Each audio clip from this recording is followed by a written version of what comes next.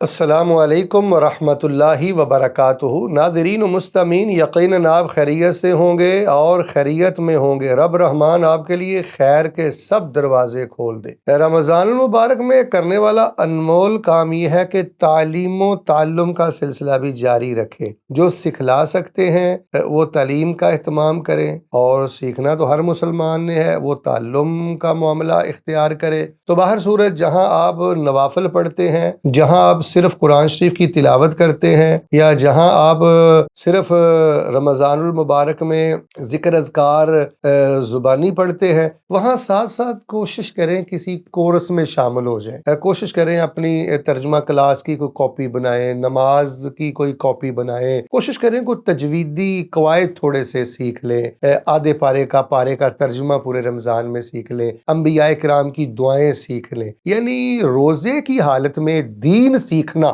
یہ انمول عبادت ہے اور اعلیٰ درجے کی عبادت ہے۔ اور یقین کریں اس وقت جو الحاد کا دور ہے، فحاشی کا دور ہے، بے راہ روی کا دور ہے، ہمارے بچوں کو خاص کر اور ہمارے جوانوں اور بوڑھوں کو تعلیم اور تعلم کے ساتھ جڑنے کی بہت زیادہ ضرورت ہے۔ بڑی خوشی کی بات ہے، الحمدللہ ملک پاکستان میں دائیں بائیں دیگر ممالک میں تعلیم و تعلم کا سلسلہ جاری رہتا ہے۔ تو یہ جو کورسز ہوتے ہیں ان میں شامل ہو جائیں، اور یہ جو تعلیم و تزکیہ کے حوالے سے پروگرام ہوتے ہیں ان پروگراموں کو سنیں، ان پروگراموں کو لکھیں۔ تو سر دست مجھے آپ کو یہ بتلانا ہے کہ تسبیح کے ساتھ ساتھ، ذکر کے ساتھ ساتھ، تلاوت کے ساتھ ساتھ، نوافل کے ساتھ ساتھ، اور اذکار اور صدقہ و خیرات کے ساتھ ساتھ خود کو دین کا طالب علم بنا کر رکھیں۔ اس مہینے میں یا دین کا معلم بنے، استاذ بنے، یا دین کا طالب علم بنے۔ یہ اعلیٰ درجہ کی عبادت ہے، انمول عبادت ہے۔ بلکہ بعض محدثین نے تو یہاں تک لکھا ہے